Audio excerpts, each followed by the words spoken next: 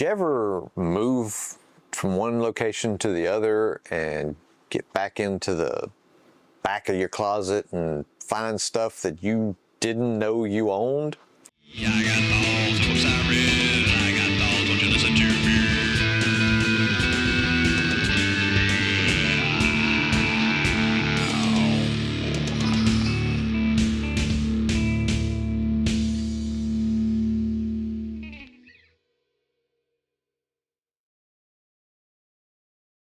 Hello, hello, hello, and welcome to The Author Has Thoughts. I'm the author in question, Gary Ballard.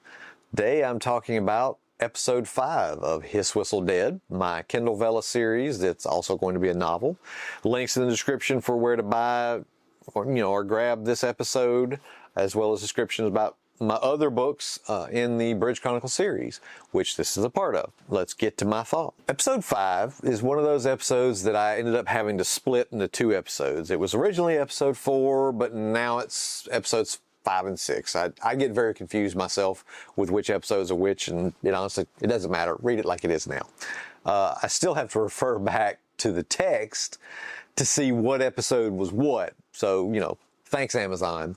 In this episode, Shell goes over to Lillian's apartment to help clean out their stuff. This is an effort that was obviously organized by their mother. As soon as Shell gets there, she's immediately greeted with the chaos that follows in her mom's wake when her mom has her danders up. Now, don't get me wrong, a lot of the characterization of their mom, especially in this episode with the way she does the clean out, follows some of the ways my own mom acted. Now, I don't think my mom would have been quite so intentionally cruel as their mom was, but she could be an absolute raging bull when she got her back up.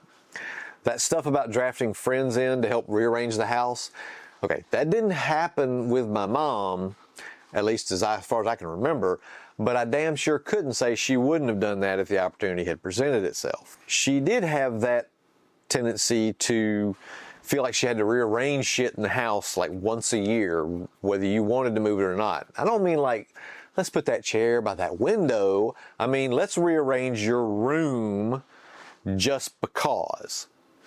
There were a number of times where that happened. I'm definitely channeling some of those times when I'm picturing Shell's mom going through the place like a hurricane, trying to get all of Lillian's stuff moved out and put aside as soon as possible. I have to say, I'm probably very similar in my reaction to grief. I tend to put my head down, get my shit done, and that's my default state. I keep myself busy just so I don't have time to fall the fuck apart.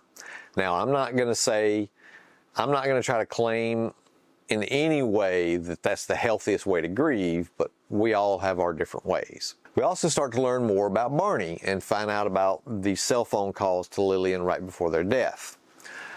That little thread becomes the thing that Shell pulls at that drives her through the rest of the story that's going to trace the timeline through Lillian's death. As I was rewriting this, I decided to add a little bit to the interaction between Barney and Shell. Not only because I wanted to give the episode a little higher word count, I felt like specifically that conversation in the garage between Barney and Shell needed to be blown out to give Shell a bit more character development, specifically in how she views dating, because that's very indicative of how she has isolated herself.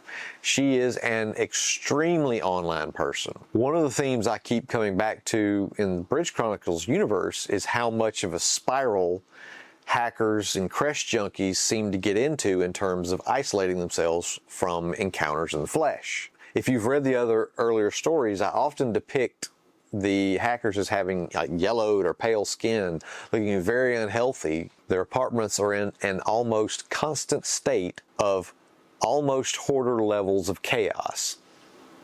I've always wanted to de-romanticize the cyberpunk archetype of the lone hacker, the console cowboy fighting the man while being super fashion conscious and hyper cool.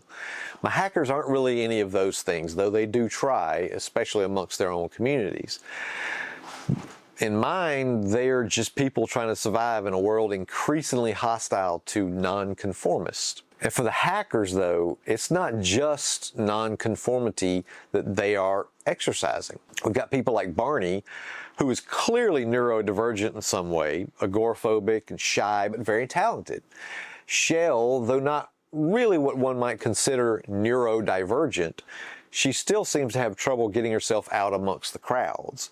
Some of her reluctance to be in crowds could be leftover paranoia from COVID lockdowns, or something that I've hinted at but haven't really written myself because I don't even know it yet. Is creche duty, is that deep of a connectivity to an artificial reality addictive in some way? Is it harmful long term, much like they're just now starting to determine the harmful nature of things like smartphone use and social media in teenagers? So I'm going to keep this video short, but I actually have an idea for a various and sundry episode where I talk about hackers in the Bridge Chronicles universe and how I've used them as a criticism of the gig economy. So don't know when that video is going to be, but watch out for it. It'll be coming. Thank you for watching. If you've read Hiss Whistle Dead episode 5, thank you for buying it. Make sure you like the video. Give me a comment down below if you want to talk a little bit more about it. Hit that subscribe button and that notification bell so you get to know when the next video is out, because that will tell you when the next episode of Hiss Whistle Dead is out, which will be next week around this time.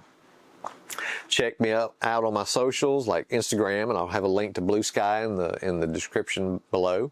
My name is Gary Ballard, and these have been my thoughts. 1, 2, 3, 4.